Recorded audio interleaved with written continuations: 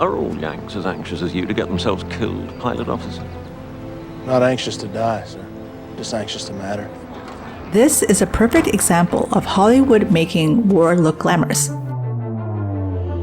Hollywood war movies are always about self-sacrificing soldiers, hypermasculinity, your Indian war cry! and explosions.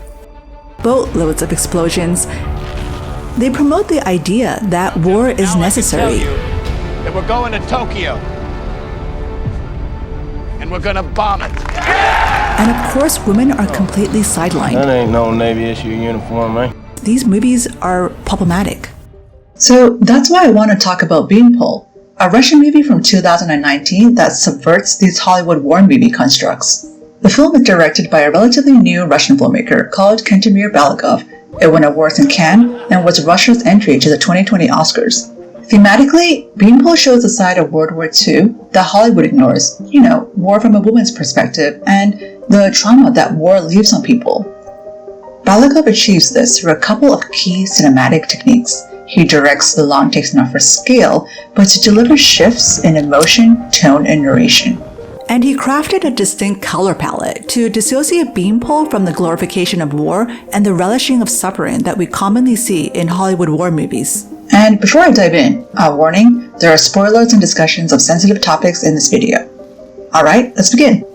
So, Beanpole is essentially a story about restoration after World War II. It follows Aya and Masha, who are back from serving the Soviet army and now trying to rebuild a life for themselves in Leningrad. Beanpole, aka Aya, is now a nurse and has found some sense of life purpose through attending to patients. Выписали меня, спасибо тебе за все. Уходишь от нас? Да, наконец-то. Even though she now suffers from PTSD, a disorder that she got from being up at the front lines. Usually, her PTSD is relatively harmless. She just zones out and becomes completely idle. But in the film's first major plot turn, Aya is suddenly hit with PTSD while playing with Masha's son and accidentally suffocates him to death with her still body weight. Delivering this story beat over 1 minute and 28 seconds in the form of 2 long takes, Balagov masterfully shifts the film's tone, which, up to this point, is dark but has elements of cheerfulness, to uncomfortable heaviness, sinking us to the dark realities of this post-war world. Then, as the second long take punches into the boy's hand and hauntingly lingers for 22 seconds, we know that this moment will change what comes ahead for Aya and Masha. In one of my favorite scenes in Beanpole, the long take is executed again, but this time to introduce the core message of the film. How does war alter a soldier's mind? The sequence runs for a lengthy 8 minutes and 15 seconds and starts with Masha coming back from the war and entering Aya's place. The room is dark, giving a sense of secrecy and mystery. Aya is placed in the shadows, evoking shame and guilt for the boy's death. If you pay attention to how the camera follows the characters, you will notice that Balagov doesn't do big camera movements. Instead, he allows the actress to perform without interruption, emphasizing on the body language and the silences between dialogue.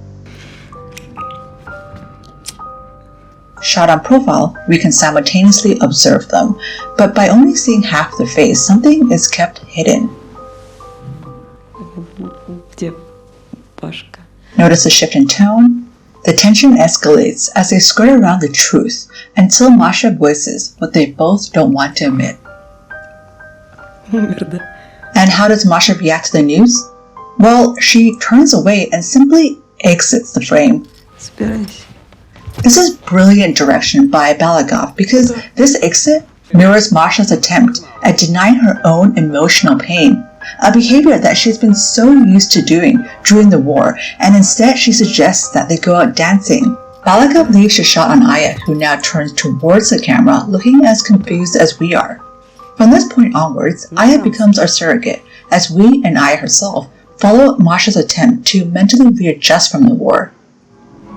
Пашка, это был мой сын, того ребенка. Но это ничего. У меня скоро будет новый. And so begins Masha's obsession with regaining normalcy. She tries to marry the first guy that takes an interest in her and even forces Aya to carry her child because she herself has become infertile. While Balagov never explicitly shows us what these two women actually went through in the war, we get a hint through the film's color palette, which was inspired by old Dutch paintings. You see three core colors in the film: green, red, and a brown-yellowy color called ochre. Frankly, it's an odd color mix because green and red are complementary colors. They clash, but Balagov uses them in such a way that we almost forget about the desolation that war brings, and we actually feel a bit warm. You know, a bit Christmassy even, and I think that's exactly what our two protagonists want to do: erase what they saw on the front lines and hope for a normal life. We can interpret the reds as trauma, the greens as hope and fertility, and the ochre as the ruins that they're living in.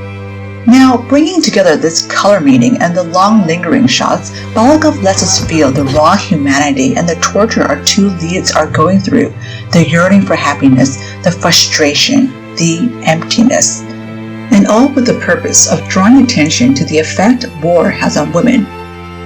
As childgivers, women soldiers tend to find it harder to justify the act of war and killings than male soldiers do, and it's why Masha is so driven to create life, literally in a form of a newborn child, in order to cure herself from what she saw on the front lines and give figurative life to the decimated Leningrad. At the end of most other Hollywood war movies, the soldiers can rest assured that the worst is over. They return home as heroes and they get to be reunited with their loved ones. In Beanpole, we're not quite given that. The worst is not over just because no one really knows what the next day will bring. Although Aya and Masha are no longer fighting the war, they're still fighting to find a life in this new reality, all the while coming to terms with the loss of their innocence and femininity. Детей заведете? Да. Только я бесплодна.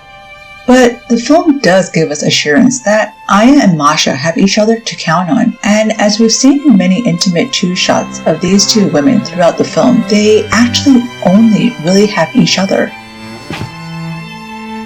Дай мне руку. Ты родишь. Обязательно вырастет мальчик. Their unquivering hope, Мы его воспитаем. Потом я... whether delusional or not, учиться. Будем ходить. and the shared inner strength that they built during the war are the only things which will help them weather through post-war life. A million women served the Soviet army during World War II. If you're interested in learning more about these women's stories, you should definitely check out The Unwomanly Face of War, which is the book that inspired Beanpole. Thank you so much for watching. Feel free to comment below, like, and subscribe. If you want to help me make better videos, you may buy me a coffee with this link. See you in the next video.